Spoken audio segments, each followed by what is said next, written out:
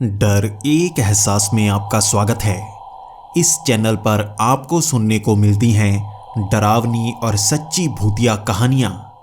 अगर आपको ऐसी ही वीडियोस देखना पसंद है तो हमारे इस चैनल को सब्सक्राइब करना ना भूलें। तो अब बढ़ते हैं आज की कहानी की ओर।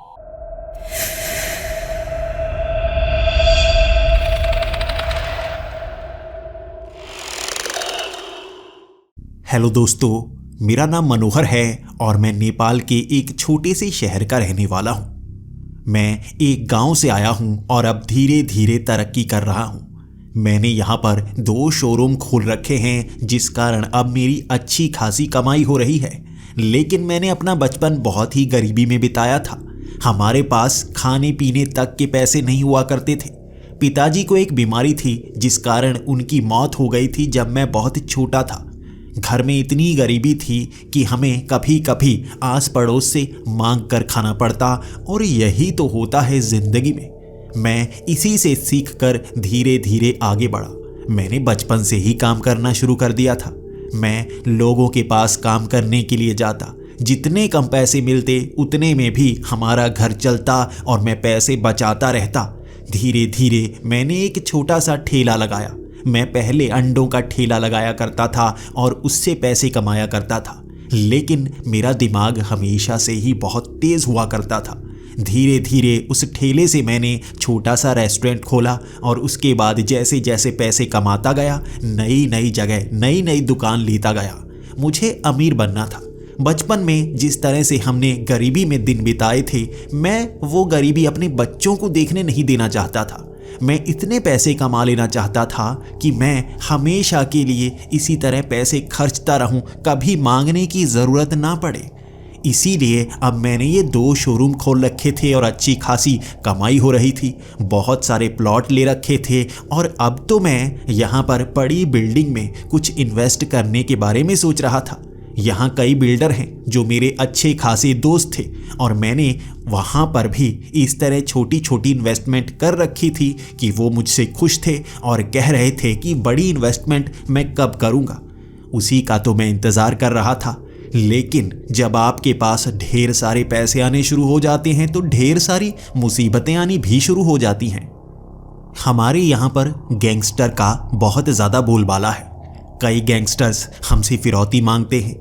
जो भी यहाँ पर थोड़े पैसे कमा लेता है वो उन्हें दुखी करना शुरू कर देते हैं, तंग करते हैं, परेशान करते हैं, धमकियाँ देते हैं और लोग उन्हें पैसे दे देते हैं। लेकिन मैंने इतनी मुश्किल से पैसे कमाए थे, मैं उन्हें इतनी आसानी से पैसे नहीं दे सकता था। वो मुझे फ़ोन पर धमकियाँ देते रहते और मैं उन्हें पैसे नहीं देता।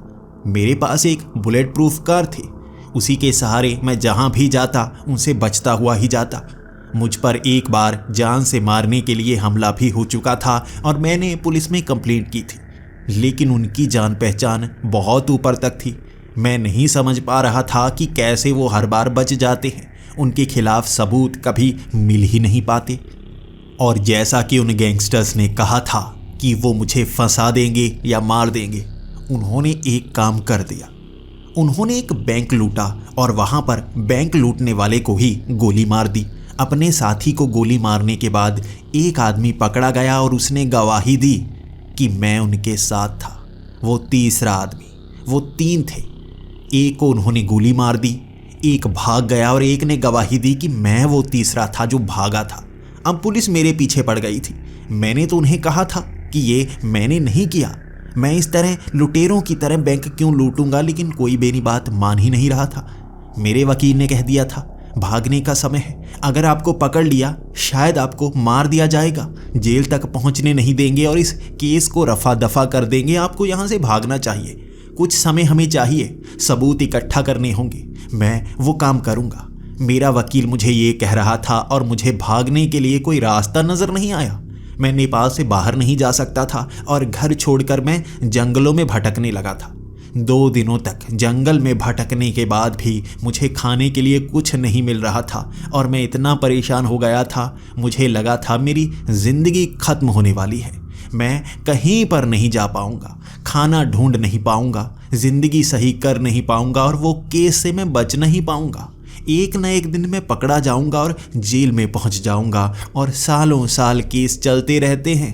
मुजरिम कोई और होता है, सज़ा किसी और को मिल ही जाती है। कैसे मेरा वकील सबूत इकट्ठा कर पाएगा? और वो गैंगस्टर सबको डराते हैं। मेरा वकील कहीं डर गया और उसने मेरे खिलाफ ही कोई ऐसा सबूत इकट्ठा कर दिया कि मैं बुरी तरह फंस जाऊंगा और बाहर नहीं निकल पाऊंगा। मैं नहीं जानता था इतनी बड़ी मुसीबत से बाहर कैसे आऊं, और इस जंगल में भटकते हुए मैं जिंदगी जीने की कोशिश कर रहा था। मुझे लगा था किसी तरह से मैं नेपाल से बाहर निकल जाऊं, शायद मेरी जिंदगी सुधर जाएगी। भले ही मैं अमीर नहीं बन पाऊंगा, लेकिन भटकता हुआ जेल से बाहर जिंदा रह पाऊंगा। मेरी जिंदगी की आखिरी ख्वाहिश थी कि इन जंगलों से दूर निकल पाऊं, लेकिन ये जंगल इतने घने हैं, यहाँ रात को ठंड हो जाती है और आपको जिंदा रहने के लिए गर्म कमरे की ज़रूरत होती है। ना तो मेरे पास गर्म कपड़े थे, ना कोई कमरा जहाँ पर मैं छिप कर रह पाता। इन घने जंगलों में बस मैं धीरे धीरे आगे बढ़ता रहता, फल तोड़ता, खाता। रात को कभी कभी पत्ते जो सूखे हुए होते उनके बीच छिपकर सोना पड़ता, और 5 दिन मैंने ऐसे ही निकाले थे। मैं वहाँ पेड़ों पर लगे पत्ते खा खा कर अपना पेट भरा करता, वहाँ गंदा पानी पीकर ही अपना पेट भरा करता, और बस आगे बढ़ रहा था मैं उस बॉर्डर की तरफ। किसी तरह भारत में मैं पहुँच जाऊँ और तब बचने के चांस है। ये गैंगस्टर यहाँ पर बहुत तंग करते हैं, लेकिन शायद सीमा के पार उनकी इतनी चलती ना हो, और वहाँ कोई ना कोई जान पहचान वाला मैं ढूंढ ही लूँगा जो मेरी मदद कर ही देगा। लेकिन कभी कभी जब आप मुसीबत में हों तो और मुसीबतें खींचती चली आती हैं। मेरे साथ भी कुछ ऐसा ही हुआ था। एक मुसीबत अभी ख़त्म नहीं हुई थी और दूसरी मुसीबत मेरे सामने आकर खड़ी हो गई। मैं एक पेड़ के नीचे बैठा हुआ था। बहुत बड़ा पीपल का पेड़ लग रहा था, जिसकी जड़ें भी ऊपर तक निकली हुई थी। ये एक कमरा सा बना हुआ था। पीपल और बरगद के पेड़ बहुत अच्छे होते हैं। इनकी जड़ें बाहर की तरफ निकली होती हैं। इनकी टहनियाँ भी इस तरह लटकी होती हैं कि एक कमरा सा बन जाता है। उसके अंदर आप छिप सकते हैं, सर्दी से बच सकते हैं। और यहाँ पर भी कुछ ऐसा ही हुआ था। मैं उन जड़ों के बीच अब सो सकता था और आगे कांटों वाली झाड़ियाँ लगा देता, कोई जानवर भी वहाँ पर नहीं आ पाता। मैं थोड़ा सा खुश था, एक ऐसी जगह मिली है जहाँ पर मैं छिप पाऊँगा, कोई खाने के लिए सामान मिल जाए, बस यहीं पर मैं कुछ समय बिता पाऊँगा।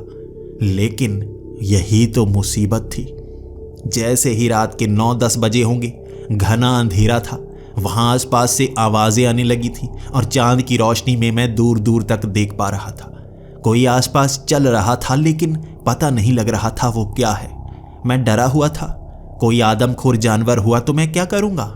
ये कांटे बस मुझे कुछ समय के लिए बचा पाएंगे, ज़्यादा समय तक नहीं। मुझे उस जानवर से लड़ना होगा, लेकिन पहचान तो करनी होगी वो जानवर क्या है। कोई बड़ा जानवर हुआ तो मेरी मौत पक्की थी। लेकिन वो पत्तों के हिलने की आवाज़, वो टहनियों के हिलने की आवाज़ और पेड़ के ऊपर चढ़ने की आवाज़ें तो आ रही थी, कोई नज़र नहीं आ रहा था। लगभग 15-20 मिनट तक मैं उन झाड़ियों के बीच से सर निकालता, बाहर की तरफ देखने की कोशिश करता। कोई नज़र नहीं आता। पेड़ हिल रहा था, चढ़ने की आवाज़ें आ रही थी, लेकिन वो नज़र नहीं आ रहा था। काफ़ी समय तक देखने के बाद मैं उन झाड़ियों के पीछे ही चला गया। जो होगा देखा जाएगा। अब मैं सर बाहर नहीं निकालूंगा। कोई जानवर हुआ भी, उसे शायद पता नहीं है कि मैं यहाँ पर हूँ। मैंने मुंह से ये आवाज़ निकाली थी, जो भी है उसे पता नहीं है मैं यहाँ पर हूँ। तभी मेरे कान में एक आवाज़ आई, मुझे पता है तुम यहाँ पर हो। इस आवाज़ से मैं इतना ज़्यादा डर गया। कोई मेरे साथ ही इन झाड़ियों के पीछे था। मैं जल्दी से बाहर निकलना चाहता था। उन झाड़ियों को हिलाया मैंने, अंदर देखा, अंदर कोई नहीं था। कोई मेरे कान के पास बोला ज़रूर था, लेकिन उन झाड़ियों के पीछे वहाँ कोई नहीं था। उस पेड़ के अंदर कोई नहीं था, लेकिन बोला कौन? मैं सोचता रह गया। फिर मेरा ध्यान उस पीपल के पेड़ के ऊपर गया। वहाँ पर भी कोई नहीं था, लेकिन पत्ते टहनियाँ हिल रही थी। इस तरह से हिल रहे थे जैसे कोई उसे हाथों से हिला रहा हो। वहाँ शायद कई लोग, कई जानवर होंगे जो इस तरह पेड़ को हिला रहे होंगे, लेकिन नज़र कोई नहीं आ रहा था। मैं तभी बोला, कौन है जो बोला था? मेरे कान के पास से फिर से आवाज़ आई। मैं बोला था, तुम मुझे देख नहीं सकते। मैं घबरा गया। मैं इधर उधर देखने लगा, कान के पीछे देखने लगा, कौन है आखिर, ये क्या है जो कान के पास बोल रहा है, दिख नहीं रहा। मैं वहां डरा डरा नीचे गिर रहा था, उठ रहा था, पागलों जैसी हरकतें कर रहा था, लेकिन जैसे ही मेरी जबान से कोई शब्द निकलता मुझे जवाब जरूर मिलता। कोई मुझसे बात कर रहा था। मैंने फिर से सवाल किया, तुम क्या हो? तुम मुझे नजर क्यों नहीं आ रहे? क्या चीज हो तुम? तभी मुझे उस सामने वाले पीपल के पेड़ के पीछे से निकल कर आते 2 हाथ दिखे। 2 हाथ, जैसे किसी ने उस पीपल के पेड़ को अपनी बाहों में लिया हो।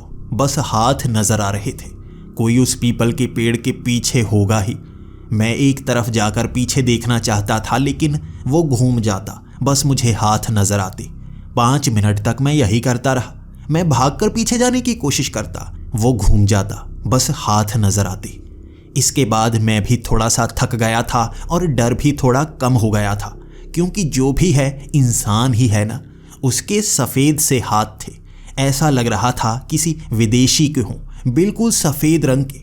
मैंने फिर से सवाल किया, कौन हो तुम? सामने आओ, मैं तुम्हें देखना चाहता हूँ। वो आवाज़ आई मेरे कानों में, लेकिन वो आवाज़ सामने से नहीं आई थी, मेरे कान के पीछे से आई थी।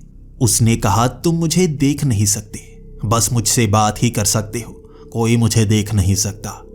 ये शब्द कान के पीछे से आए थे और मैं और ज़्यादा डर गया था।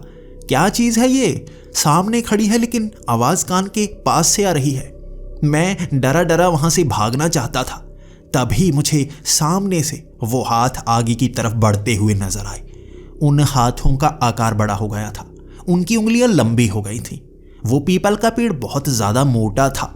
वो बाजुएं आगे की तरफ नहीं बढ़ी थी, वो उंगलियां लंबी हो गई थी। उसने पूरे पीपल के पेड़ को लपेट लिया था, लेकिन आवाज़ मेरे कानों के पास से ही आ रही थी।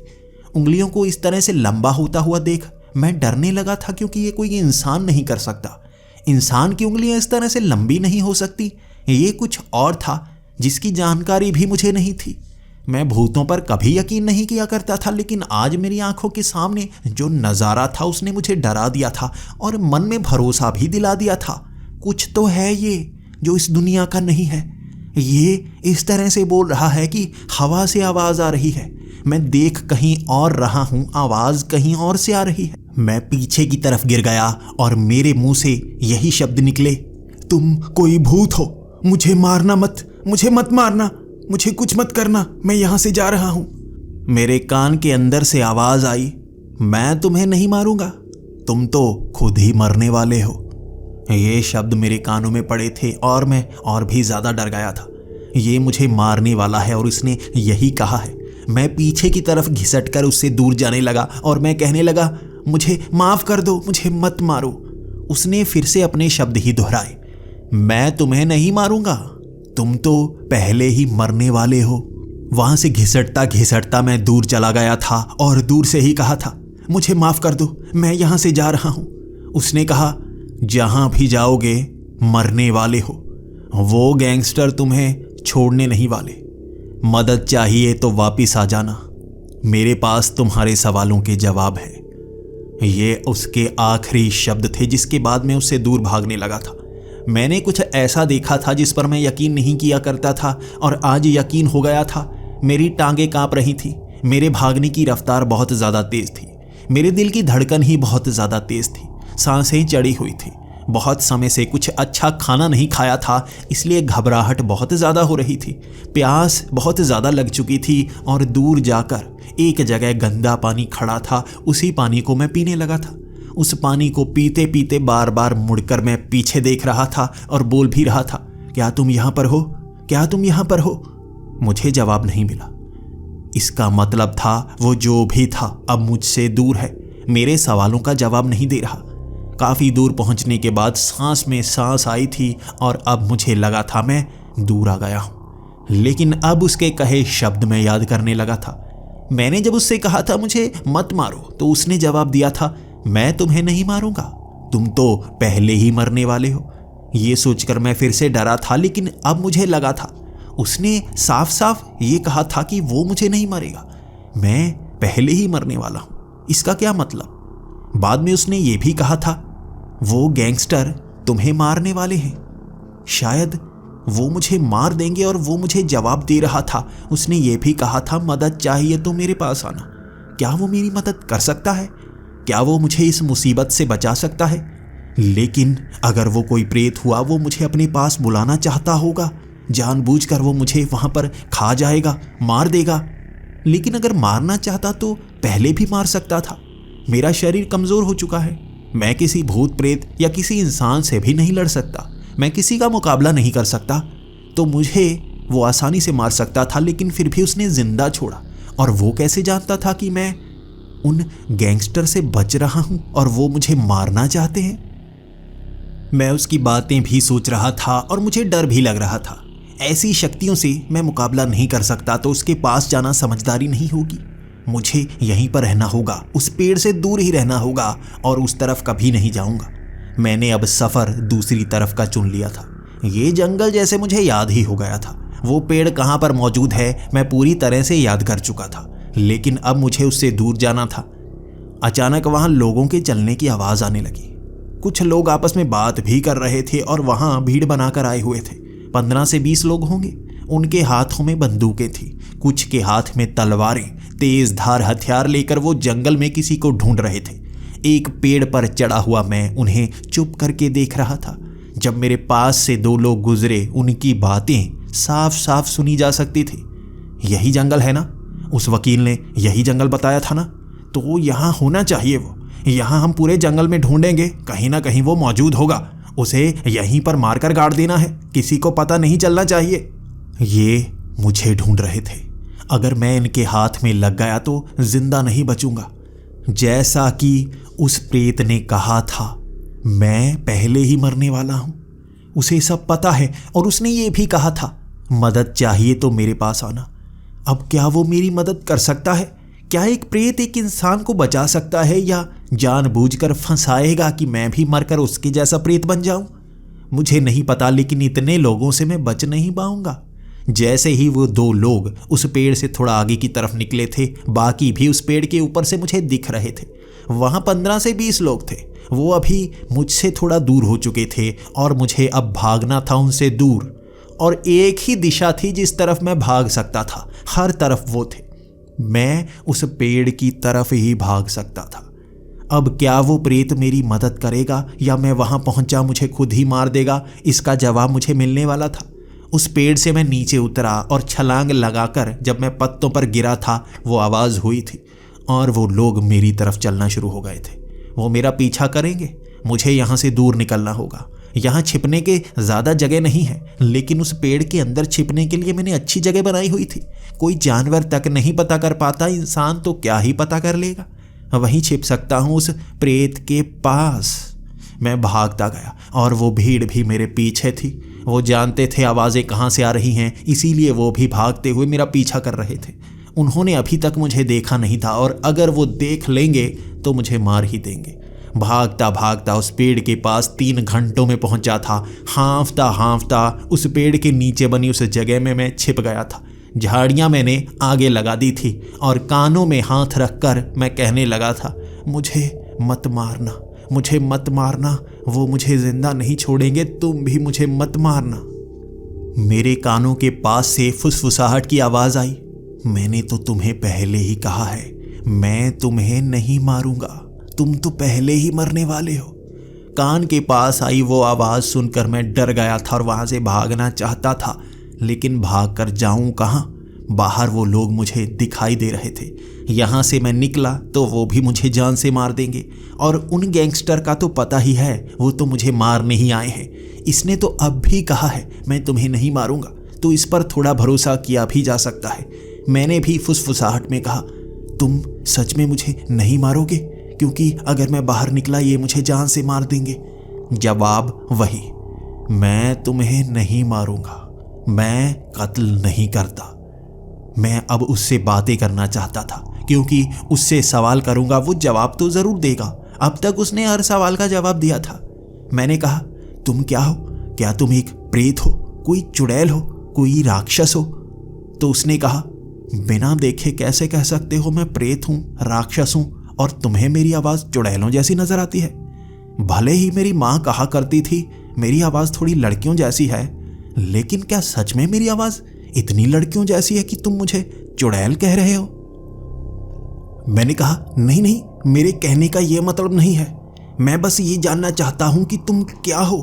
तुम्हारी बस आवाज सुनाई दे रही है, तुम नजर क्यों नहीं आ रहे? तो उसने मेरे कान में कहा, मैं एक वेताल बन चुका हूं, इसीलिए किसी को नजर नहीं आता। तुम बस मेरे हाथ देख सकते हो, जिससे मैं चिपका हूं। मेरे हाथों को देखकर तुम पहचान कर सकते हो। ये पीपल का पेड़ मेरा है, मैं इसी से जुड़ा हूं, इसीलिए तुमने मेरे हाथ देखे थे। बहुत कम लोग हैं जो हाथ भी देख पाते हैं, बहुत कम लोग हैं जो मेरी आवाज़ सुन पाते हैं। तुम मेरी आवाज़ भी सुन पा रहे हो, मेरे हाथों को भी देख पा रहे हो। तुम ज़रूर ही अच्छे इंसान हो। मैंने भी कह दिया, हाँ मुझे तो लगता है, लेकिन कभी कभी आप बुरे काम भी कर देते हैं और आपको पता नहीं चलता। तुम कह रहे हो तो शायद अच्छा ही हूँ। फिर वो भी कहने लगा, ज़्यादा हवा में मत आओ, मैं बस ये कह रहा हूँ तुम मुझे देख सकते हो, सुन सकते हो, इसका मतलब तुम ठीक ठाक अच्छे तो हो ही। लेकिन इस परेशानी में कैसे फंस गए? कुछ जवाब मेरे पास नहीं है, वो जवाब अगर तुम दे दो तो ज़्यादा अच्छा होगा। मैंने कहा, बस ये गैंगस्टर मुझसे पैसा चाहते थे और मैंने तो ईमानदारी से पैसे कमाए हैं, इन्हें कैसे दे दूं? इन्होंने मेरा कोई काम थोड़े ना किया है, बस ये लोगों को लूटते हैं और मुझे भी ये 1 करोड़ देने को कह रहे थे। मैं कैसे दे देता? बड़ी मुश्किल से पैसे कमाए हैं, मैंने मना कर दिया और इन्होंने मुझे केस में फंसा दिया और अब ये मारकर उस केस में मुझे ही दोषी साबित करवा देंगे, मेरी लाश यहीं पर गाड़ देंगे। तो वो वेताल कहने लगा था, अच्छा तो ये हैं जो तुम्हें मारने वाले हैं। मैं भविष्य देख सकता हूँ। तुम्हारी मौत का कारण मैं नहीं जानता था, लेकिन मौत मैं देख सकता था। तुम्हारी लाश इसीलिए इस मिट्टी में गाड़ी जाती। मैं अब कांपने लगा था। क्या तुम भविष्य देख सकते हो? क्या तुमने मेरी मौत देखी है? ये मुझे जान से मार देंगे? तो उसने कहा, हाँ, यहाँ से तुम बाहर निकलने की कोशिश करोगे और उसके बाद ये तुम्हें मारकर यहीं छोटे छोटे हिस्सों में मिट्टी के अंदर गाड़ देंगे। ये इतना गहरा गाड़ेंगे कि कोई तुम्हें ढूंढ नहीं पाएगा। मैं अब डरने लगा था, रोने लगा था। मेरी रोने की आवाज़ थोड़ी थोड़ी बाहर आ रही थी और मैं अब उस वेताल से कह रहा था, मेरा समय इतना नज़दीक है। तुमने कहा था तुम मेरी मदद कर सकते हो, क्या मदद कर सकते हो? तो उस वेताल ने कहा, मैं तुम्हें बचा सकता हूं। तो मेरा जवाब था, क्या हम भविष्य बदल सकते हैं? तो वेताल ने कहा, अगर भविष्य का ज्ञान ही हो, घटना घटने से पहले उसे जितनी बार मर्जी बदल सकते हो, घटना घटने के बाद उसे बदल नहीं सकते। तो बचा लो मुझे, ये मुझे मार देंगे और मैं यहां से निकल नहीं पाऊंगा। ये आसपास ही घूम रहे हैं, इन्हें पता चल गया है आवाज़ यहां तक आई थी और मैं यहां कहीं छिपा हुआ हूं। ये मुझे ढूंढ लेंगे, मेरी मदद करो। तो उस वेताल ने कहा, मैं इस पेड़ की रक्षा करता हूं, इस पेड़ से जुड़ा हूं। तुम्हें मुझे अपने साथ जुड़ना होगा। तुम इजाज़त दो तो मैं तुम्हारे साथ आ जाता हूं। मैं डर रहा था। मैंने कहा, क्या तुम मुझे मार तो नहीं दोगे? क्या मेरा खून तो नहीं चूस लोगे? तो उस वेताल ने कहा, तुम्हारा खून ज़्यादा मीठा नहीं है, इसलिए चूसने में मज़ा नहीं आएगा। और मैंने तुम्हें पहले से ही कहा है, मैं किसी को मारता नहीं, मुझे अपना मतलब चाहिए। अगर तुम इजाज़त दो तो मैं तुम्हें बचा सकता हूँ, समय कम है। मैं अब डरता डरता कहने लगा था, इजाज़त है, तुम मेरे साथ आ सकते हो, मुझे बचा लो। ये शब्द कहे थे और मुझे अपनी कमर पर कुछ नज़र आया, मुझे अपनी छाती पर वज़न पड़ता नज़र आया। 2 हाथ मेरी कमर के पीछे से निकले थे, जैसे किसी ने मुझे बाहों में लिया हो। बस हाथ देख पा रहा था मैं, पीछे कौन है वो देख नहीं पा रहा था। ये बाजुएं मेरे शरीर के अंदर से ही निकली हुई थी, जैसे मुझे लपेट रखा था और ये मेरे शरीर का ही हिस्सा सा बन गया था। अब मेरे कान के पास से वो आवाज़ जो पहले कम सुनाई दे रही थी, अब बिल्कुल साफ साफ सुनाई दे रही थी। वो मेरे कान में कहने लगा था, मैं आ चुका हूँ, मैं अब तुम्हारी रक्षा करूँगा। तुम मेरे घर हो, तुम मेरे मालिक की तरह हो। मैं अब डरा डरा सा कहने लगा था, तो मार दो इन्हें, तुम इन्हें मार सकते हो। तो उस वेताल ने कहा, मैं तुम्हें शक्तिमान नजर आता हूं जो इन सबको मार दूं? मारना तो तुम्हें ही होगा, मैं बस तुम्हारी रक्षा करूंगा। अब मैं और भी असमंजस में फंस गया था। वेताल तो मुझसे चिपक गया था और खुद कह रहा था वो इन्हें मार नहीं सकता, तो अब मैं क्या करूं? अगर मुझे ही इन्हें मारना होता तो मैं पहले ही मार देता। अब अचानक बाहर से आवाज आई थी, इस पेड़ के नीचे, इस पेड़ के नीचे। ये शब्द वो गैंगस्टर बोल रहे थे। बाहर खड़े होकर उस पेड़ के आसपास इकट्ठा होना शुरू हो गए थे। शायद उन्हें पता लग गया था मैं जड़ों के नीचे छिपा हुआ हूं। मुझे नहीं पता कैसे, लेकिन वो जान गए थे। इसके बाद वो 15 से 20 लोग उस पेड़ को घेरे हुए खड़े थे। मुझे मेरी मौत सामने नजर आ रही थी। वो वेताल कहे जा रहा था, मारो इन्हें, तुम ही इन्हें मार सकते हो, मैं थोड़े ना मारूंगा। मेरी आंखों से आंसू बह रहे थे। कैसा वेताल है जो मदद भी नहीं कर सकता। अब उन्होंने जड़ों को काटना शुरू कर दिया और उन झाड़ियों को हटाकर वो 15 से 20 लोग घसीटते हुए मुझे वहां से बाहर निकाल पाए थे। उन्होंने मुझे जकड़ रखा था, हाथों में तेज धार हथियार। वो मुझे तड़पाकर मारना चाहते थे। मेरी आंखों में देख रहे थे। वो मुझ पर हंस रहे थे, लेकिन मेरे शरीर के अंदर से निकले हुए हाथ बस वैसे ही कुछ नहीं कर रहे। इन हाथों का क्या फायदा अगर ये मेरी मदद भी नहीं कर सकते। 2 हाथ उन्होंने पकड़ रखे थे, 2 टांगे भी पकड़ रखी थी। उस पेड़ पर ही मुझे जैसे बांधा हुआ था और हंस रहे थे। तेज धार हथियार से वो मुझे काटने की बातें कर रहे थे। वो मेरे छोटे छोटे टुकड़े कर देते और मैं रो रहा था, माफिया मांग रहा था। वो मुझे माफ नहीं करने वाले थे। वो केस इसी तरह खत्म होता, उनका वो साथी इसी तरह बच पाता। मुझे मौत के घाट उतार कर हमेशा के लिए यहां दफन कर देते। मैं बस रोता रोता ये कह रहा था, कुछ तो करो, मुझे बचा लो, मैं मरने वाला हूं। वो वेताल कान में कहने लगा, बस होने ही वाला है। और एक गैंगस्टर तेज धार चाकू को मेरे पेट में घुसाने के लिए आगे बढ़ा और मुझे नहीं पता कैसे उसका पैर नीचे जड़ में फंस गया और वो चाकू उसने सीधा खड़ा किया हुआ था। वो उसी पर गिर पड़ा और वो चाकू उसकी गर्दन के आर पार। मुझे मारने की कोशिश करने वाला अपनी ही गर्दन में चाकू घुसा चुका था और वहां तड़पते हुए मौत को अपने पास बुला रहा था। उसे कोई नहीं बचा सकता था, कोई हाथ नहीं लगा रहा था, सब घबराए से। और उसके बाद दूसरे गैंगस्टर ने अपनी कमर पर टंगी हुई उस बंदूक को निकाला और निशाना मेरी तरफ लगा दिया। गोली तो उसने मेरे ऊपर चलाई थी, मैंने आंखें बंद कर ली थी, लेकिन मारा एक गैंगस्टर गया था। उसका निशाना कैसे हिला कोई नहीं जान पाया। उसने 6 गोलियां चलाई थी मेरे ऊपर और 6 गोलियां 6 लोगों को लगी थी। और जब 6 लोग मर चुके थे तो बाकियों को लग रहा था कि यहाँ कुछ गैंगस्टर आपस में एक दूसरे को मारने की कोशिश कर रहे हैं, इसलिए उस बंदूक वाले को सबने मिलकर मौत के घाट उतार दिया। वहाँ बहुत कम बचे थे और वो आपस में लड़ रहे थे, एक दूसरे को तेज धार हथियारों से काट रहे थे। मैं वहाँ उस रस्सी से बंधा हुआ देख रहा था कि मेरी मौत कब आएगी। वहां तड़प तड़प कर मर रहे उन गैंगस्टर को देखकर मेरी आंखें बार बार बंद हो रही थी। इतनी भयानक मौत एक दूसरे को दे रहे थे। किसी की गर्दन काटी जा रही थी, किसी की बाजू काटी जा रही थी, किसी के पेट के अंदर वो तेजधार हथियार घुसाया जा रहा था, किसी के शरीर के 2 हिस्से किए जा रहे थे। इतने बेरहम कातिल थे वो, मुझे मारने के लिए आए हुए थे और आपस में लड़ लड़ कर एक दूसरे को काटे जा रहे थे।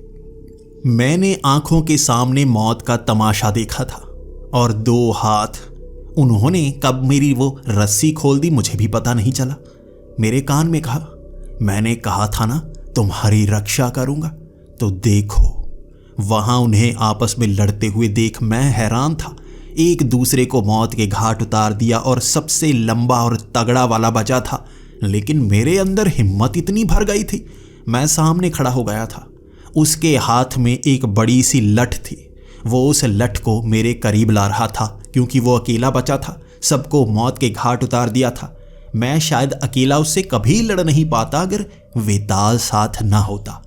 इतनी हिम्मत बढ़ा दी थी मेरे अंदर उसने। मैं तो जैसे बहुत ताकतवर महसूस कर रहा था और सामने छाती चौड़ी करके खड़ा था मैं। आजा, तुझे भी मौत के घाट ये वेताल ऐसे ही उतारेगा जैसे सबको उतारा है। मैं जान गया हूं इसकी शक्ति। ये कुछ ऐसा करता है जो नजर नहीं आता, लेकिन कारण यही होता है। मैं सामने खड़ा हो गया था और मुझे लगा कि हाथ हिलाने तक की कोशिश नहीं करनी होगी, ये वेताल खुद ब खुद सब कर देगा। उसने वो लठ उठाया, उसकी एक तरफ कील निकली हुई थी जो उसके सर पर लगी। उसके सर से खून बहना शुरू हो गया था और मेरी हंसी निकल रही थी। मैंने भी मजाक में कह दिया, लठ उठानी नहीं आती तो चलाओगे कैसे? बस मजाक में इन लोगों को मार दिया, मौत तुम्हारी भी आएगी। वो मेरे करीब आने लगा था उस लठ को गिराकर। मैं भी सामने खड़ा था, ये मुझे छू नहीं पाएगा, मर जाएगा। मैं अब उसके सामने छाती चौड़ी करके खड़ा हो गया था। मैंने भी मजाक मजाक में उसे कह दिया था, मौत तुम्हारी आएगी, मैं छूंगा तक नहीं। उसने भी कहा कि तुम्हारे मैं टुकड़े टुकड़े कर दूंगा, तुम्हें दर्द बहुत होगा। मैं पता नहीं किस तैश में आ गया था उस वेताल के कारण। मैंने भी तैश में आकर ये डायलॉग बोल ही दिया, हाथ लगा कर दिखाओ, मर्द को दर्द नहीं होता। और वो भी भागकर मेरी तरफ आने लगा। मैं वहां खड़ा था, मैं जानता था वेताल मेरी मदद करेगा, लेकिन उस गैंगस्टर ने वो टांग मेरी टांगों के बीच मारी थी। वो दर्द जो कोई सहना नहीं चाहता, वो दर्द मुझे हो रहा था। मैं घुटनों के बल आ गया था और मेरे मुंह से शब्द नहीं निकल रहे थे। मैंने उस वेताल को कहा, क्यों मेरी मदद नहीं की, क्यों? और उस वेताल के कानों में पड़े शब्द बहुत दर्दनाक थे। उसने कहा, कौन कहता है मर्द को दर्द नहीं होता? जिसे दर्द नहीं होता वो मर्द नहीं होता। और इतने में उस गैंगस्टर ने अपने हाथ में रिवॉल्वर ले ली थी। उसने निशाना बिल्कुल मेरे करीब आकर बनाया था। मेरे सर पर रखी वो बंदूक से गोली चलती तो बचने के कोई चांस नहीं थे।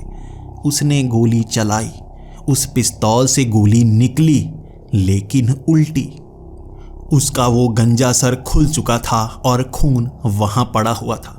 मेरे चेहरे पर भी बहुत खून पड़ा।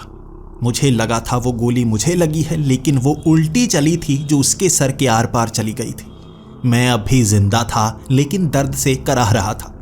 15 से 20 मिनट लगे मुझे उस दर्द से बाहर आने को। जब मैं उस दर्द से बाहर आया, तब आसपास पड़ी वो लाशें देखकर मैं चौंक सा गया था।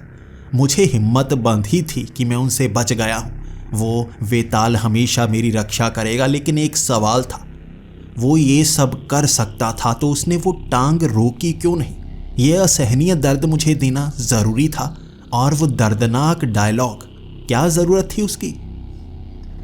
उसने जवाब दिया, तुम्हें अपनी मदद खुद करनी चाहिए थी। मैंने तुमसे कहा था, मैं कोई शक्तिमान नहीं हूँ। तुम्हें अपनी मदद खुद करनी होगी, मैं बस सहायता करूँगा कुछ। और तुम तो इस तरह से खड़े हो गए थे जैसे तुम्हें कोई मार ही नहीं सकता। मेरे पास ताकत ज़रूर है, लेकिन मैं हर कदम पर तुम्हारा साथ नहीं दे सकता।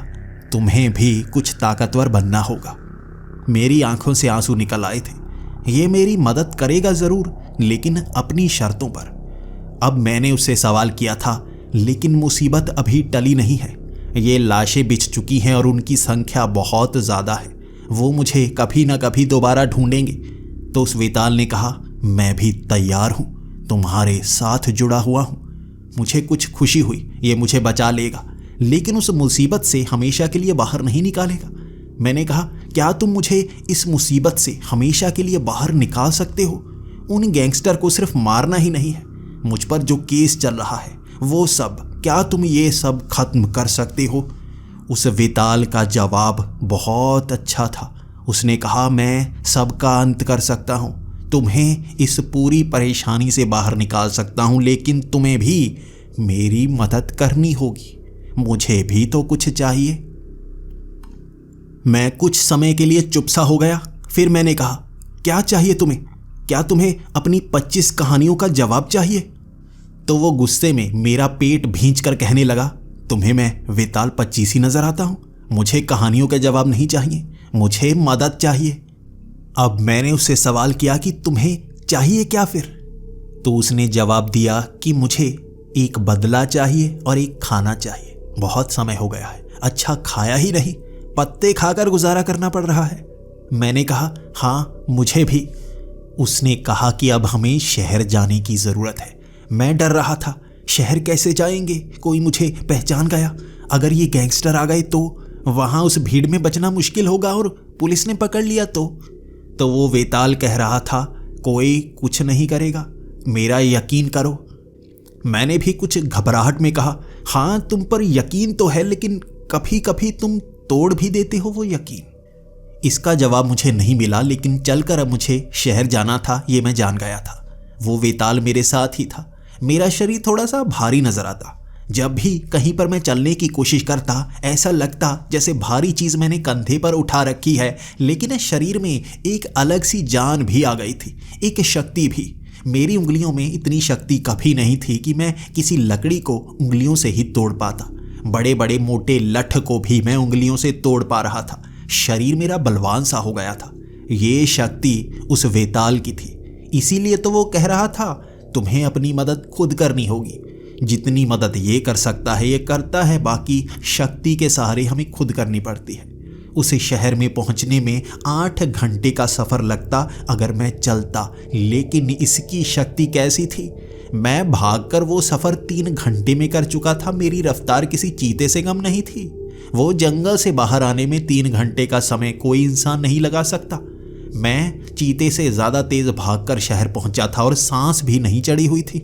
क्या है ये? किसी तरह का कोई जीव है जो शरीर के अंदर घुस गया है, जो शक्ति दे रहा है। एक वेताल तो बस एक प्रेत जैसा होता है, वो बस तंग करता है। मैं मन में भी ये सोचा करता था तो मन से आवाज़ें आने लगती थी, ना मैं अंदर भी झांक सकता हूँ, बुरा मत सोचना मेरे बारे में। वो मेरा दिमाग तक पढ़ सकता था, लेकिन मैं उसका दिमाग नहीं पढ़ सकता था। वो क्या करना चाहता था मैं नहीं जानता था, लेकिन मैं क्या करना चाहता हूँ वो जान जाता था। अब वहाँ शहर में पहुंचकर उस वेताल को चाहिए था खाने के लिए खाना। मैं एक सब्जी मंडी पहुंच गया था। वहाँ मेरी जान पहचान वाले बहुत थे जो मेरी मदद भी करना चाहते थे। बहुत सारी सब्जियाँ, बहुत सारे फल उस वेताल ने कुछ ही समय में खा लिए और वो बार बार गुर्राए भी जा रहा था। घास फूस खिलाए जा रहे हो, मुझे मांस चाहिए, तुम बस ये फल सब्जियां खिला रहे हो, ये तो मैं जंगल में भी खा सकता था, खाता भी था, कुछ और दो। उसके बाद उसने 2 किलो कच्चा मांस खा लिया था और उस मांस को खाने के बाद जाकर उसने बस कहा था और वो बहुत ज़्यादा खुश। अब मैं चाहता था कि वो भी मेरी मदद करे, मुझे इस केस से बाहर निकाले, क्योंकि अगर पुलिस ने मुझे पकड़ लिया तो बहुत परेशानी हो जाएगी। लेकिन उसने कहा, तुम्हारी मदद से पहले मेरा बदला ज़रूरी है। मेरा बदला पूरा हो गया तो तुम्हारी मदद भी मैं कर ही दूंगा। अब मैं उसे मनाने में लगा हुआ था कि पहले मेरी मदद करो, तभी तो तुम्हारा बदला पूरा होगा। पुलिस ने पकड़ ही लिया तो मैं क्या कर पाऊंगा। लेकिन वो नहीं मान रहा था और बात तो उसकी ही माननी पड़ती। तो उसने कहा, मुझे बदला चाहिए। 30 साल पहले मैं वेताल बना था। साधारण इंसान से वेताल बड़ी मुश्किल से बन सकते हैं। मैं एक तांत्रिक हुआ करता था और तंत्र विद्या की जानकारी रखता था। ये मुझे भी नहीं पता किस चीज़ के कारण कोई इंसान की आत्मा वेताल में बदल जाती है, लेकिन मेरी बदली थी। मुझे धोखा मिला था। कुछ ना कुछ मेरे साथ हुआ था जिस कारण मेरी मौत हुई। मौत की घटना को मैं याद नहीं रख सकता, जैसे कोई भी याद नहीं रख सकता पहले की सब जानकारी। कर्नाटक में मैं तांत्रिक हुआ करता था। मेरे 5 साथी, हम तंत्र विद्या का इस्तेमाल करते थे और वहाँ पर अमीर ज़मींदार जिनसे हमारा झगड़ा था, वो अपनी ज़मीन पर हमें कुछ करने ही नहीं देते, हमें गांव से भगा दिया करते। वो हमारा भी गांव था, हमारे घर थे वहाँ पर, लेकिन वो उन घरों पर भी कब्जा करना चाहता था। किसी ने तो मुझे मारा था, मैं उसका जवाब नहीं जान पाया। वहाँ पर एक हवेली जैसा बड़ा सा घर है, शायद अब भी मौजूद हो। वहाँ जाकर तुम्हें पता करना होगा कि मुझे किसने मारा था। मेरा नाम ऋतुराज है। वहाँ 30 साल पहले तांत्रिक ऋतुराज हुआ करता था। तुम्हें बस ये जवाब चाहिए किसने मारा था उसे। तुम्हें वहाँ पहुँचना होगा। अब उसकी बात मैं सुन चुका था और सीधा मैं निकल चुका था उसी जगह के लिए। उस गांव में पहुंचने में मुझे 1.5 दिन का समय लग गया। पैसों की कोई किल्लत नहीं हुई, पैसे तो मेरे पास बहुत थे और मुझे नेपाल से कितनी आसानी से उसने निकाल दिया था मैं जान ही नहीं पाया।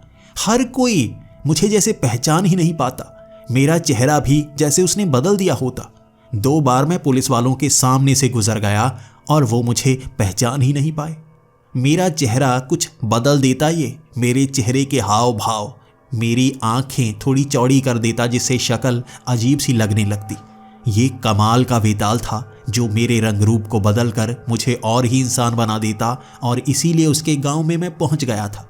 30 साल पुरानी घटना आज पता लगाने में बहुत मुश्किल होगी और सीधा मुझे उन तांत्रिकों से मिलना था। 30 सालों में वो जवान तांत्रिक बूढ़े बुजुर्ग तांत्रिक रह गए थे और उनकी संख्या 4 से सिर्फ 3 रह गई थी। एक तो कब का भगवान के पास पहुंच गया।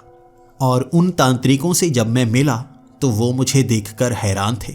वो तांत्रिक अजीब शक्तियां रखते थे और वो जानते थे मेरे आसपास कुछ है जो मुझसे जुड़ा हुआ है। वो समझ नहीं पा रहे थे। उन्होंने मुझसे सवाल किए थे, तुम किस शक्ति को अपने साथ लेकर आए हो? हम महसूस कर सकते हैं। मैंने कोई जवाब नहीं दिया था। मैंने कहा, मैंने बहुत बुरे काम किए हैं तो शक्तियां मेरे आसपास ही होंगी। बहुत बुरा इंसान हूं मैं। मेरी इतनी नेगेटिव एनर्जी है, तुम महसूस कर पा रहे होगे। वो तांत्रिक काफ़ी समझदार थे। वो तंत्र विद्या का इस्तेमाल करते थे, इसलिए वो जानते थे कोई अजीब सी शक्ति है। लेकिन मैंने अपने कपड़े खोले ही नहीं और वो बाजुएं जो बेताल की थी, जो मेरे शरीर से चिपकी हुई थी, वो उन कपड़ों के अंदर थी। वो देख नहीं सकते थे। मैंने भी उनसे सवाल किया, 30 साल पहले तुम्हारे साथ भी एक तांत्रिक हुआ करता था ना, ऋतुराज? वो नाम सुनकर घबरा से गए थे और फिर मुझसे बात करने लगे। लेकिन बच्चे, तुझे कैसे पता? मैंने कहा, मेरे पास अजीब सी शक्तियां हैं, मैं इतिहास जान सकता हूं। वो कुछ घबरा से गए थे और इधर उधर झांक कर कहने लगे थे, वो राज कोई जान नहीं पाया। उसकी मौत किस कारण हुई कोई जान नहीं पाया। और अगर तुम इतिहास जानते हो तो बताओ, किसने मारा था ऋतुराज को? मैं भी उस वेताल से सवाल कर रहा था, कुछ जवाब तो दो। उसने कहा, ये जवाब तुम्हें जानना है। मैंने उन तांत्रिकों से कहा, ऋतुराज को कैसे मारा गया था? क्या किसी तरह से पता लगाया जा सकता है? तो वो मुझे उसी हवेली में ले गए। यहाँ पर मारा गया था। यहाँ एक गुफा है। उस गुफा में उसे बंद कर दिया गया था। हमने उसे बाहर निकालने की कोशिश की थी, लेकिन उससे पहले ही वो मर चुका था। उस जमींदार ने मारा था। वो जमींदार यहाँ कोई गुफा बना रहा था जिसमें ऋतुराज को फंसाया गया और मारा गया। अब मुझे उस वेताल ने कहा, ये रास्ता है। अगर मेरी लाश अब भी वहाँ मौजूद है, मेरी हड्डियाँ अब भी वहाँ मौजूद हैं और मैं उन हड्डियों को छू लूँ तो वो इतिहास की जानकारी मैं पा सकता हूँ। और मैंने भी उन तांत्रिक को कह दिया, मैं भी वहाँ जाना चाहता हूँ। कहाँ पर फंसा था वो? क्या उसका अंतिम संस्कार हो चुका था? वो घबरा कर कह रहे थे, हम नहीं जानते। नीचे उन गुफाओं में कहाँ पर वो मारा गया, लेकिन वहीं पर वो फंसा था। हम भी वहाँ जा सकते थे, लेकिन हम डर कर भाग गए थे। वो ज़मींदार बहुत खतरनाक थे। मैं उस हवेली के एक कमरे में गया जहाँ नीचे की तरफ जाने का एक दरवाज़ा था। उस दरवाजे के सहारे उन तांत्रिकों के साथ मैं भी नीचे जा रहा था। नीचे गुफाएं सी बना रखी थी। वो उस हवेली से बाहर निकलने के रास्ते की तरह थी, शायद कहीं और निकलने का रास्ता। यहाँ पहुँचते ही वो वेताल कहने लगा था, कुछ याद आ रहा है, मैं यहाँ पर रहा करता था। ये गुफाएं हमने बनाई थी ताकि यहाँ कुछ हो जाए तो भाग निकले। मैं शायद इसमें गया था बचने के लिए। बाहर किसी ने हवेली में आग लगा दी थी जिस कारण मैं इसमें गया था और मेरे साथी भी मेरे साथ गए थे। जब मैं उस गुफा में काफ़ी नीचे तक पहुँच गया, वो मेरे साथ चलते रहे और मुझे सामने वो हड्डियों का ढांचा नजर आया। उस वेताल ने जवाब दे दिया था, ये मुझे याद है, मैं यहाँ तक पहुँचा था और मेरे साथी यहाँ मौजूद थे। लेकिन ये रास्ता खुला हुआ करता था, आगे जाने का रास्ता था, ये बंद कैसे हो गया? और पीछे से उन्होंने मुझे धक्का दिया और कहा, तुम्हें भी यहीं पर रहना होगा। ऋतुराज का वो राज ही हुआ करता था। लेकिन तुम्हें कैसे पता चला कि उसकी मौत हुई थी? कौन हो तुम? कैसे जानते हो ये सब? वो तांत्रिक वहाँ खड़े थे और मैं अब डर नहीं रहा था। मेरे साथ वो वेताल था। उन्हें मैं मौत के घाट तक उतार देता और वो तांत्रिक कहने लगे थे, हमने मारा था ऋतुराज को। वो जमींदार इस जमीन को चाहता था और पैसे दे सकता था, लेकिन ये जमीन नाम तो ऋतुराज के ही थी। हम इस जमीन को अपने नाम करवाना चाहते थे और ऋतुराज मान नहीं रहा था, तो ऊपर आग लगाकर हमने उसे ही यहाँ तक पहुँचाया और यहाँ उसकी लाश पड़ी है। ये तुम्हें बताने के लिए काफ़ी है कैसे मरा होगा वो। वहाँ उसे आधा ज़मीन में दफना दिया गया था। वो बाहर निकल नहीं पाया और उस हड्डियों के ढांचे को छूते ही मैंने एक तड़प सी महसूस की। मुझे वो महसूस हो रहा था कि वेताल किस तरह दर्द को सहन कर पा रहा है। उसका इतिहास शायद वो जान गया था। वो गुर्राने की आवाज़ें आ रही थी और उसके बाद उन तीनों ने मुझे भी पकड़ लिया और वहाँ वो मुझे मिट्टी में गाड़ने लगे थे। वो तीन थे और वो वेताल मेरी मदद नहीं कर रहा था, लेकिन मेरे शरीर में वो शक्ति थी कि मैं तीनों का मुकाबला कर पाता। और उसके बाद मेरे शरीर पर कंट्रोल नहीं रहा। उन तीनों को मैंने बहुत पटक पटक कर मारा और वहाँ मिट्टी में आधा गाड़ दिया, जैसे उस वेताल की लाश वहाँ पर पड़ी थी। ऋतुराज की लाश आधी ज़मीन में गड़ी हुई, वो भी आधे ज़मीन में गड़े हुए थे। मिट्टी बड़ी दमदार तरीके से वहाँ गाड़ी गई थी ताकि वो निकल ना पाते, फिर भी वो कोशिश कर रहे थे। उनकी पिटाई भी अच्छी तरह से हुई थी। मेरे हाथों से इतनी शक्ति निकली थी कि मैंने उनके शरीर को खरोंच खरोंच कर खून से भर दिया था। अब मुझे शायद यहाँ से बाहर जाना होगा। मैं उस वेताल को कह रहा था, मैं कातिल नहीं हूँ, मैं इन्हें नहीं मार सकता, लेकिन वो वेताल उन्हें मौत के घाट उतारना चाहता था। उसके बाद मैं बस वहाँ से बाहर जाना चाहता था और शरीर मेरा था, इसलिए वो मेरी मर्जी के बिना ये सब कर नहीं सकता था। और उन गुफाओं से बाहर निकलकर मैं भी सोच रहा था वो खुद को बचा पाए। मैं किसी की मौत का कारण नहीं बनना चाहता। उस हवेली से बाहर आते ही मौत का कारण मैं बना भी नहीं था। वो हवेली चरमरा कर इस तरह से गिर गई कि वो सारी गुफाएं नीचे ही दफन हो गईं। वो सारी ढह गई थी। उन गुफाओं के कारण ही शायद वो हवेली भी इस तरह से चरमरा कर गिरी थी। वो अंदर ही दफन हो चुके थे और किसी को पता भी नहीं चलता। वो गुफाएं कितनी दूर तक फैली हुई थी, यहाँ नीचे को दफन मिट्टी से पता चल पा रहा था। मैं किसी को बताना नहीं चाहता था क्योंकि मौत का कारण मैं नहीं था। उस वेताल का बदला पूरा होने के बाद मैंने उससे यही कहा था, मैंने तुम्हारा काम कर दिया है, अब तुम्हें मेरा काम करना होगा। और 1.5 दिन का सफ़र करके हम दोबारा नेपाल पहुंच गए थे। यहाँ पुलिस मुझे ढूंढ रही थी, लेकिन मेरा बदला हुआ चेहरा कोई पहचान नहीं पाता। बड़ा कमाल का ये वेताल था और उसने मुझे कहा, तुम्हें अब सीधा उस गैंगस्टर से ही मिलना होगा। वो उनका लीडर, वही तो तुम्हें मारना चाहता है और केस भी उसी ने करवाया है। वहाँ उन गैंगस्टर के अड्डे पर मैं अकेला गया था, ना कोई हथियार और ना ही बचने का कोई तरीका। वहाँ उस भीड़ के सामने खड़ा मैं लाचार सा दिख रहा था और वो भी सब मुझे लाचार ही समझ रहे थे। वो बैंक लुटेरा जिसने ये गवाही दी थी कि मैं था वो तीसरा, वो वहीं पर मौजूद था। लेकिन वहाँ उन गोलियों का सामना करने के लिए मैं अकेला नहीं था, वेताल मेरी रक्षा कर रहा था। वहाँ वही हुआ जो होना चाहिए था। गोलियां तो सबने मुझ पर चलाई थी, लेकिन उन गोलियों की दिशा कब बदल जाती किसी को पता नहीं चलता। 50 के करीब लोग थे जो एक दूसरे पर गोलियां चलाकर सबको मौत के घाट उतार चुके थे। एक ही इंसान बचा था, वो बैंक का लुटेरा। वहां खड़ा वो थर थर कांप रहा था कि हुआ क्या है, और उसके बाद उसने बंदूक उठाई। वो मुझ पर गोलियां चला रहा था, लेकिन वो गोलियां ना तो उल्टी चल रही थी ना मुझे लग रही थी। हमेशा गोली घूमकर कहीं और ही चलती। वहाँ बार बार बंदूक उठाकर वो मुझ पर गोली चलाने की कोशिश करता, कोई गोली मुझे नहीं लगती। मैंने उसे पकड़कर वहीं वो मौत दिखाई थी। वो वेताल आपके दिमाग पर जब हावी होता है तो आपको मौत का दृश्य नजर आता है, और उस वेताल के हाथ जब उस इंसान के सर पर पड़े थे, मुझे नहीं पता उसने भविष्य की कौन सी तस्वीरें देखी थी, लेकिन उसकी आंखें सफ़ेद फिर गई थी। वो मौत को छूकर 30 ही सेकंड में वापस आया था और कांपता हुआ मुझसे माफ़ी मांग रहा था। ये ऐसा दृश्य था ये उसके भविष्य का ऐसा दृश्य था जो होने वाला था। उसे देखकर उसे डराया गया और उसने मेरे खिलाफ गवाही नहीं दी। उसने सब सच उगल दिया था और मेरे खिलाफ कोई सबूत पहले भी नहीं मिले थे। ये सिर्फ एक गवाही थी जिसके बल पर मुझे गिरफ्तार करने की कोशिशें हो रही थी। जब कोई गैंगस्टर बचा ही नहीं तो पुलिस को भी कोई डर नहीं रहा और मुझे आज़ाद 1 महीने के अंदर ही कर दिया गया। वो केस जल्द ही ख़त्म हो गया और मैं आज़ाद था।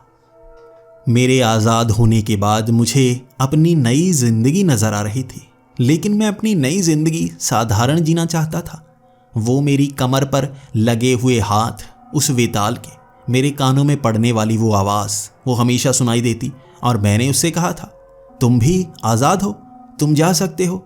और उसने कहा था, जाऊँगा तो जाऊँगा कहाँ? तुम्हारे साथ जो मज़ा आ रहा है वो कहीं और नहीं आएगा, और वैसे भी मुझे यहाँ अपनी ज़िंदगी जीनी ही है। मैं वेताल बना हूँ उन बुरे कामों की वजह से, और यहीं पर तब तक भटकता रहूँगा जब तक कुछ अच्छा नहीं कर देता। तुम्हारे साथ जुड़ा हूँ, तुम्हारी भी मदद करूँगा और तुम्हें मेरी भी मदद करनी होगी। मैं घबरा सा गया था। मदद करनी होगी क्या? और लोगों को मारना होगा? मैं नहीं मारना चाहता। तो उस वेताल ने कहा था, मारोगे नहीं, तुम किसी को नहीं मारोगे। तुम्हें कहा था ना, मैं भविष्य देख सकता हूँ, मैं भविष्य की घटनाएं भी देख सकता हूँ। हम दोनों भविष्य में होने वाली कई घटनाओं को बदल सकते हैं। हम लोगों को बचा भी सकते हैं, हम लोगों की सुरक्षा भी कर सकते हैं। हम इकट्ठे रहेंगे तो बहुत कुछ कर सकते हैं। तुम जानते ही हो मेरी शक्ति कितनी है। वो हमेशा के लिए मुझसे जुड़ चुका था और मुझे छोड़ने का नाम नहीं ले रहा था, और मैं उससे छुटकारा पा नहीं सकता था। लेकिन ये शक्ति की आदत मुझे भी लगने लगी थी। भविष्य में उसने मुझे बहुत सारे दृश्य दिखाए थे। जैसे वो मेरे दिमाग से जुड़ा था, मैं उसके दिमाग से जुड़ने लगा था। भविष्य की घटनाओं को देख पा रहा था, और हम इतिहास को नहीं बदल सकते, भविष्य को बदल सकते हैं। वहाँ होने वाली कई घटनाओं को मैं उसके साथ बदल सकता था, बहुत बुरे कामों को रोक सकता था। और शायद एक वेताल को मैं जैसे सोचा करता था, एक कहानियाँ सुनाने वाला प्रेत, वो अब बदल गया था। मेरी सोच बदल गई थी। ये एक ऐसी शक्ति है जिसका आप इस्तेमाल भी कर सकते हैं। बस वेताल 25 ही नहीं होते, ये और भी बहुत कुछ करते हैं। और शायद मुझे इसके साथ ही आगे की ज़िंदगी भी जीनी होगी और कुछ ऐसे ही खतरनाक काम भी करने होंगे।